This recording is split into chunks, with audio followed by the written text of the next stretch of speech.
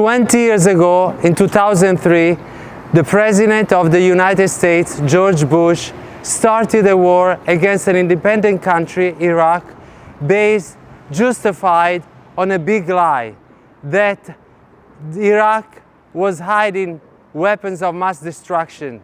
There was a lie, the discovery was a lie, so they changed the story. They said that they started the war so the Iraqi people will be better off without Saddam Hussein.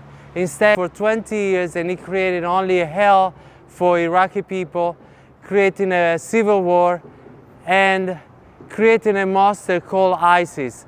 ISIS was a terrorist group that killed thousands and thousands of innocent people and thousands of American soldiers. This is what they did in this place. Right now, my name is Antonio. I'm in Tikrit right now, in the north part of Iraq. I'm in a part where Saddam Hussein had several palaces. ISIS went to a military academy, took about 2,000 young men. They were between the age of 15 to 20. He imprisoned them, tortured them, and then killed them one by one and throw them a river that is over there. I will show you. This is a representation of what happened to them. This is the consequence of the war. Come and see. 1,000, about 2,000 innocent young men. Their life was handed. Look.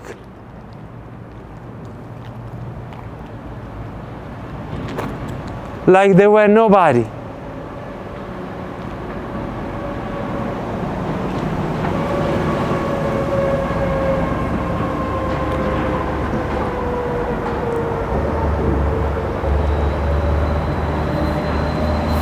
Mr. Bush, was Iraq better off without Saddam Hussein? Its blood is in your hands. This mother lost 2 sons. They were somebody.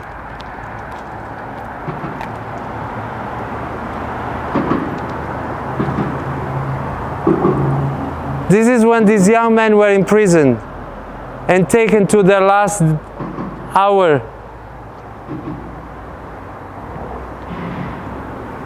And then they were thrown on the river.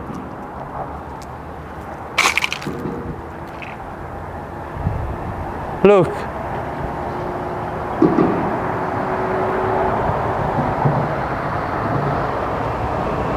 This is part of the palace of Saddam Hussein. It was spread out all over this area. And then they were brought one by one. Imagine. 2,000 young men going to their death right here.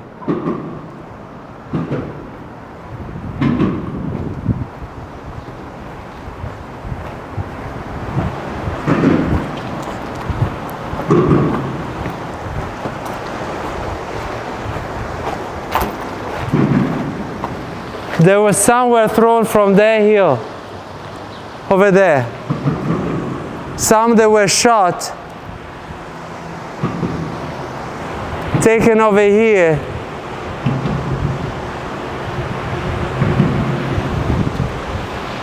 and thrown into the river. This river was red from blood, from the blood of these innocent young people. Pictures of them everywhere.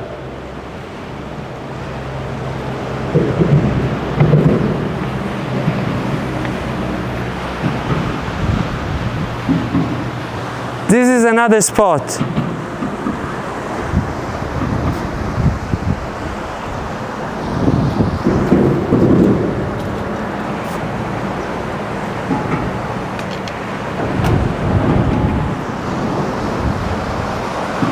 This is painted in black, in red, because this was the color of the river, from the blood of these men. All over here, one by one.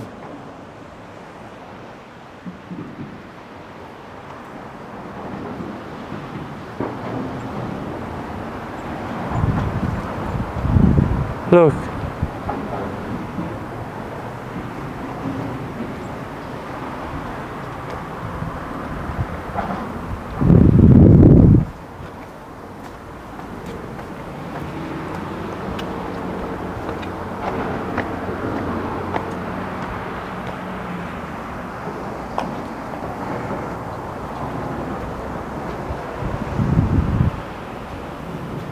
These are some of them. But there were hundreds, couple of thousands.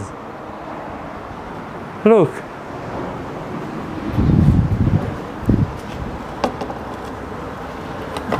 This one had a baby.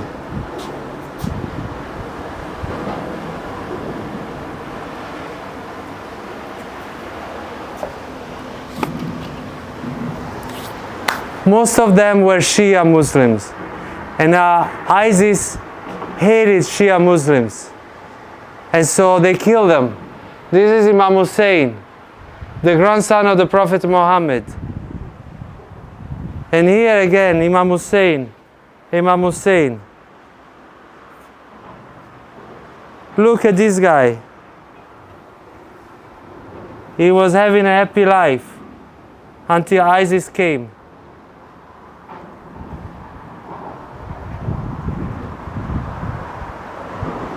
Look at this young guy. This is a monument of the mothers that lost their children.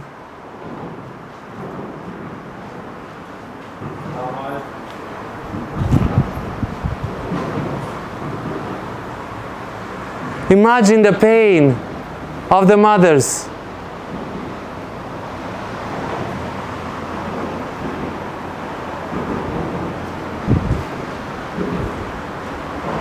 Losing a young child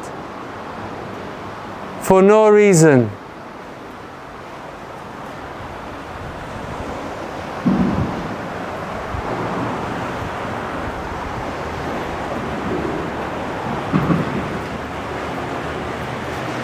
Look at this young guy. Here.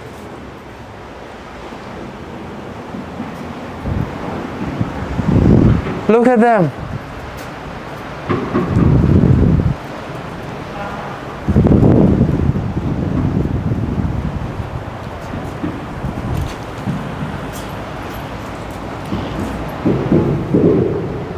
I have no words. This is so emotional for me. And I didn't lose anybody. But for the people that lost their loved one, it's just beyond comprehension. And Iraq has suffered so much because of unjustified war. No war is justified, but this one was even less justified. Because the imperialism of the United States.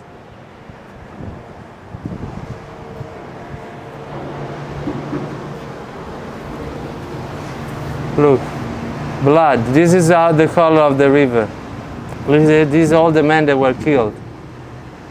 Some of them. I'm here with Ahmed.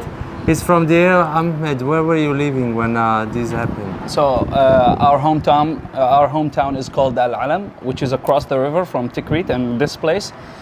And in 2014, the whole ISIS thing became a true idea. Like it was a nightmare for us, but it was eventually our reality. And they eventually reached Tikrit and took it by force. We used to hear the news about ISIS taking members from Speicher Air Base, and the news said it was approximately 1,700, but we didn't see anything, but we saw the 10 bodies that they dropped in the crossroads. near Al-Alam. These were 10 bodies, sorry to interrupt, these were 10 bodies out of the 1700? Out of the 1700s, as a warning for us. Ah, they start killing some people. They started killing some people and dropped them there. Yeah. And then what happened after that? After that, Why? What kind of warning? What they were trying to warn? they were trying to warn the people not to hold arm against them and to say their idea of bloodshed and terror, that we will kill anyone who stand against us. But we didn't mind the threats, and we held our guns and built the trenches, and the Battle of Alam began for 14 days.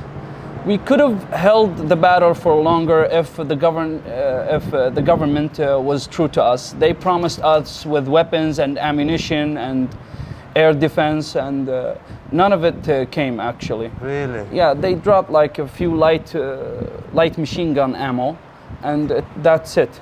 They never brought anything. This was the government of Iraq. Did American help you? No one helped us actually. No one helped us. So where did you get your guns and your... Mostly like local armoring, police armors.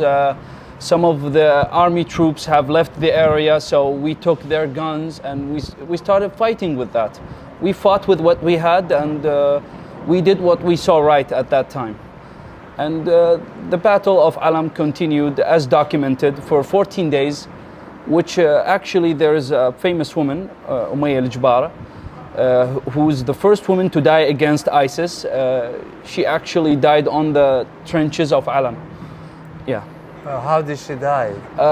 In the Battle of Alam, a sniper... She was fighting? Yeah, she was fighting with the men. She was the first woman to die against ISIS in a known battle. There were other women fighting against ISIS with weapons? There were other women, well documented, but this was the first one. Was the first one to be killed by ISIS. And then what happened, Ahmed? After that, like Al-Alam city held over 300 people, like from military, from other security divisions, and they crossed the river, like a lot of people, but not all of them from Speicher. Like I said, only one person survived the Speicher One person massacre. survived? One person survived. How did he survive? They shot him, but they missed him. Like, they shot, but it was next to his head.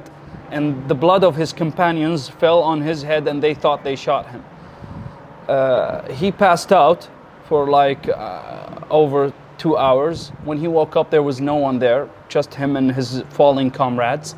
So he jumped into the river, and he jumped into the river and went to these these houses weren't built yet, but he went to houses after these houses, and they told him that we have fallen under ISIS regime, but Al-Alam still stands.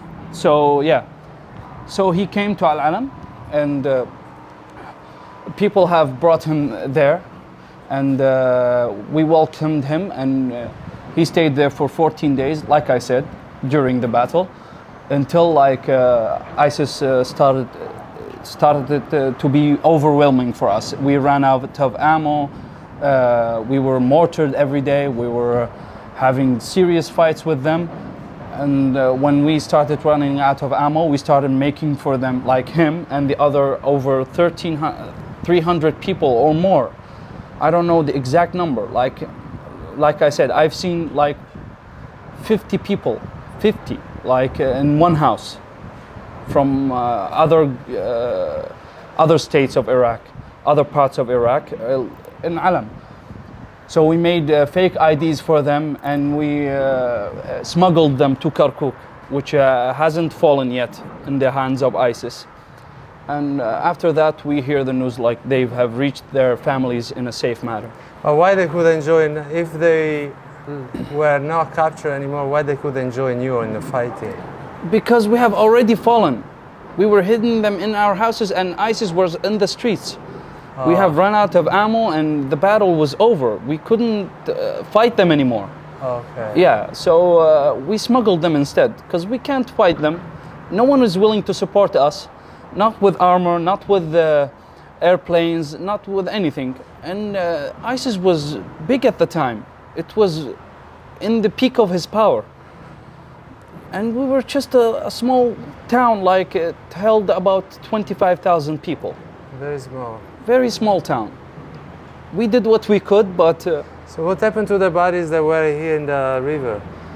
So, as we heard from people, like we have relatives all across this area until you reach Samarra. I have friends who live and relatives who live in Samarra. Samarra? Samarra, yeah. It's far. It's approximately 40 kilos. Wow. And they said that they saw some bodies in the river after 3 days from the massacre. There are some bodies who have drifted along the water for 3 days and reached Samarra. As an eyewitness told me once, like he saw the river has gone red from how many people were killed here. So it was a lot of people who are killed here. And like I said, the river has turned red of how much blood shed that happened here. Ahmed, thank you so much. I cannot imagine the trauma that you and your people have after this experience with the war and the ISIS and civil war, and it's just too much. It is too much, but we try to progress for another stage of our life, and we try to move on, and we hope for the best for Iraqi people and for this country. Thank you very much. You're more than welcome.